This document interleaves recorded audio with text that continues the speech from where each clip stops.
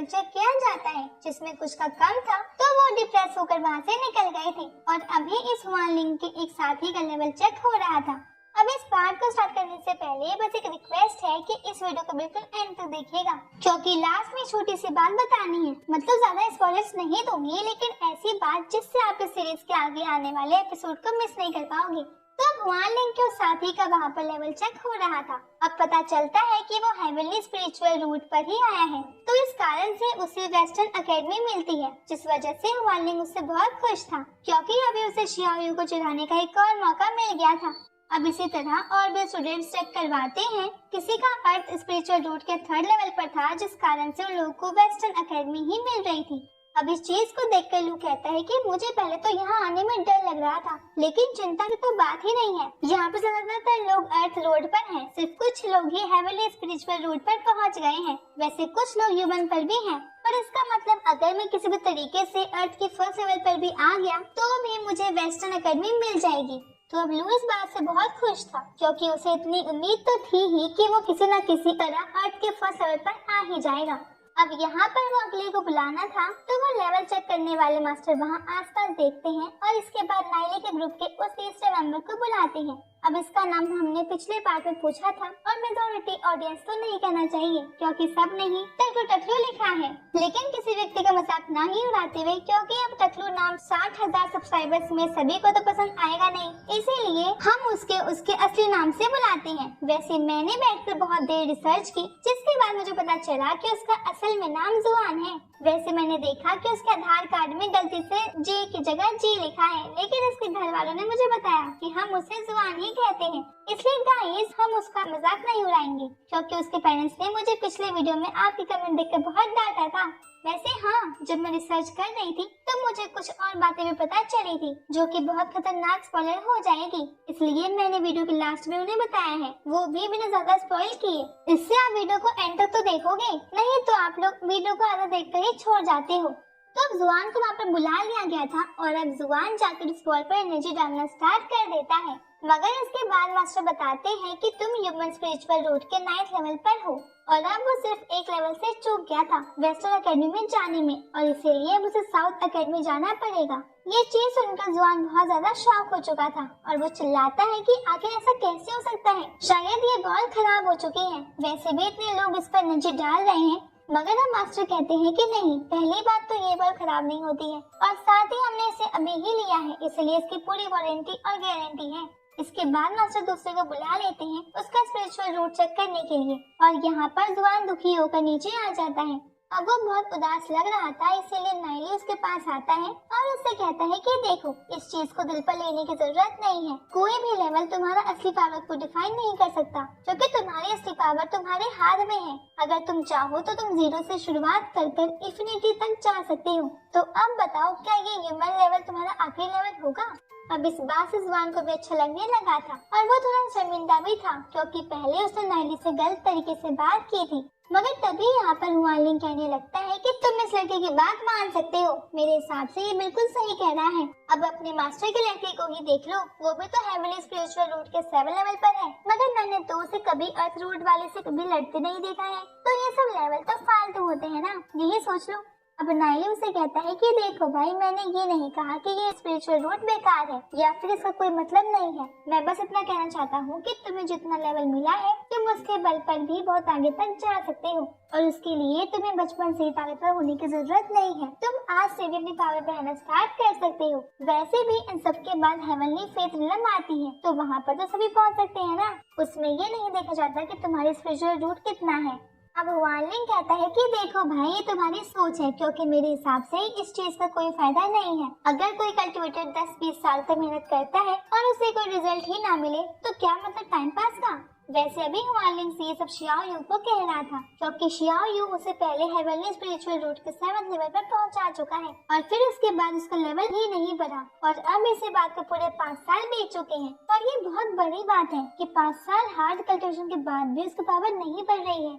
तो अब Xiao you को भी इस बात से गुस्सा आ रहा था, मगर तभी नाइली शियाओ यू को प्रोटेक्ट करते हुए हुआलिंग से कहता है कि देखो, तुमने चाइनीज बम्बू के नाम तो सुना ही होगा ना, और वैसे भी सोनू सर का वीडियो तो देखा ही होगा ना, जिसमें उन्होंने बताया था कि चाइनीज बम्बू को उगने में कुछ साल का इंतजार करना पड़ता है, लेकिन ये बहुत पेशेंस का काम है क्योंकि कुछ साल तो बिल्कुल भी नहीं बढ़ेगा। तुम खुद एक बार जरूर सोचोगे कि शायद पड़ोसियों ने ही इस पर कोई जादू टोना किया होगा, मगर फिर लास्ट में उसकी स्पीड एकदम से इतनी बढ़ जाएगी कि सिर्फ कुछ ही दिन में वो तुम्हारी हाइट को भी पार कर देगा। जिनको ये बात नहीं पता थी वो सोचते हैं कि उनका तो बैम्बू ही खराब है, लेकिन ऐसा नहीं है। जब लोग दुखी हो रहे होते हैं तब असल में वो बैम्बू अपनी जड़ें फैला रहा होता है, और यही चीज हमें यहाँ देखने मिलती है।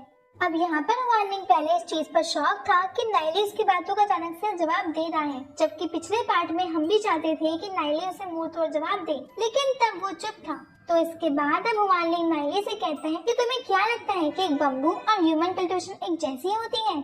तो इस पर नाइली कहता है कि देखा जाए तो नहीं, लेकिन समझा जाए तो हाँ, क्योंकि एक बम्बू उगने में भी बहुत टाइम लगता है, लेकिन एकदम से ये उगता होता है। उसी प्रकार अगर कल्टीवेटर की स्ट्रेंथ बढ़ाना रुक गई है तो इसका मतलब उसे खुश होना चाहिए और मेहनत करना बढ़ा देना चाहिए, क्योंकि वो बहुत जल्द बहुत ऊपर जाने वाला है। और ऊपर जाने से मेरा मतलब भगवान के पास जाना नहीं है, मैं सिर्फ उसके कल्टीवेशन लेवल के ऊपर जाने की बात कर रहा हूँ। अब नाइली उन्हें समझाने लगता है कि कितने साल के हिसाब से कौन किस लेवल पर पहुंच सकता है, और ये सब सुनकर शियाओ यू भी बहुत शौक था और साथ ही हुआलिंग भी शौक था। अब नाइली शियाओ यू से पूछता है कि शियाओ तुम्हें कितने साल हो चुके हैं? तो इस पर शियाओ कहता है कि ये मेरा 5वां साल है। तो इस पर नाइली तुरंत ही शौक होकर उससे कांग्रेचुलेशंस कहता है और कहता है कि तुम तो बहुत जल्दी ब्रेक थ्रू करने वाले हो और तुम सीधे ही हेवनली फेथ लेवल पर पहुंच जाओगे। ये बात सुनकर वो सभी बहुत शॉक हो जाते हैं। अब नाइली शियाओ यू से कहता है कि एक बार तुम उस लेवल पर पहुंच गए तो फिर एड़े गिरे लोग तुम्हें कुछ नहीं कह पाएंगे। वैसे ये बात नाइली किसको कह रहा है ये तो आप भी समझ गए होंगे, क्योंकि वो जिसको कह रहा था वो भी समझ चुका था। अब शियाओ यू नाइली के पास आता है और नाइली से धीरे से कहता है कि क्या तुम जो कह रहे हो वो सच में है? तो इस पर नाइली कहता है कि हाँ बिल्कुल, मैं झूठ क्यों कहूँगा। अब शियाओ यू कहता है कि अगर ऐसा है तो ये तो बहुत अच्छी बात है। अब वो सभी फिर से सामने टेस्ट देखने लगे थे। यहाँ पर नाइली अपने मन में सोचता है कि मुझे चिंता करने की जरूरत नहीं है, क्योंकि मैंने सब कुछ सही कहा है और वैसे भी मेरे हिसाब से जितना टाइम लगने वाला था उससे भी कम ही टाइम लगेगा, क्योंकि शियाओ यू ने अंडरवर्ल्ड के कंट्रोलर की तरह उनकी सिखाई हुई ड्रैगन टेक्निक को सीखा है। इस कारण से उसे अपने कल्टीवेशन में इससे और ज्यादा हेल्प मिलेगी। वैसे अभी जिस टेक्निक की बात नाइली कर रहा है वो टेक्निक नाइली की डाओ टेक्निक की तरह बहुत ज्यादा पावरफुल है। तो बातों ही बातों में सामने हुआलिंग एक साथी की बारी आती है जिसका लेवल बहुत कम था, मतलब वो ह्यूमन स्पिरिचुअल रूट के 8 लेवल पर था। अब ये लेवल तो जुआन के लेवल से भी एक लेवल कम है। इस चीज से हुआलिंग को बहुत गुस्सा आ जाता है और वो आगे आकर उस लड़के से कहने लगता है कि तुम जैसा कचरा मेरे साथ यहाँ पे क्या कर रहा है, आज के बाद तुम मुझे कभी देखने मत जाना। मगर इस बात पर वो मास्टर उससे कहते हैं कि आप इतना गुस्सा क्यों हो रहे हो, इस लड़की का लेवल ठीक तो है, ह्यूमन रूट पर 8 लेवल भी कम नहीं होता। मगर अब हुआलिंग कहता है कि नहीं, हम हेवनली सोल्स वर्ल्ड से हैं, इसलिए मुझे अपने साथ सिर्फ हेवनली लोग ही चाहिए, और फिर भी ये अर्थ लेवल पर भी होता तो भी मैं एक बार समझौता कर सकता था, लेकिन इसके जैसे ह्यूमन रूट वाले को मैं कभी नहीं चुन सकता। अब यहाँ पर वो लड़का बहुत दुखी हो गया था और दूसरी तरफ नीचे जुआन भी ये सब सुन रहा था। तभी नाइली उसके कंधे पर हाथ रखता है और उससे कहता है कि देखो भाई, तुम्हें इसकी बात को दिल पर लेने की जरूरत नहीं है। मैं पहले ही बता चुका हूँ कि कल्टीवेटर का लेवल कभी भी उसकी ताकत या फिर उसके फ्यूचर को डिसाइड नहीं करता है। अभी तुम कम लेवल पर होने के बाद भी फ्यूचर में बड़े काम कर सकते हो। अब इन सब बातों को सुनकर जुआन कहता है कि सच में नाइली, मुझे माफ कर दो कि मैंने तुम्हें इतना सब कहा था, बल्कि अब तो मैं तुम्हारा फैन हो गया हूँ, मैं आज से और ज्यादा कल्टीवेशन करूंगा, बस तुम भी मेरा मतलब जुआन की तरफ से इस सॉरी को एक्सेप्ट कर लो। अब नाइली जुआन यू से कहता है कि अरे कोई बात नहीं भाई, इतना तो चलता है। और फिर मास्टर वहाँ से अगले लड़के को बुलाने आते हैं। तो अब वो अपने आसपास देखने लगे थे और अब उन्हें लू दिख जाता है, इसीलिए अब लू को ही बुला लेते हैं। मगर अब इस चीज से लू बहुत शॉक हो गया था। वो कह रहा था कि अभी इतनी जल्दी मुझे क्यों बुला लिया, अभी तो बहुत से स्टूडेंट बचे थे।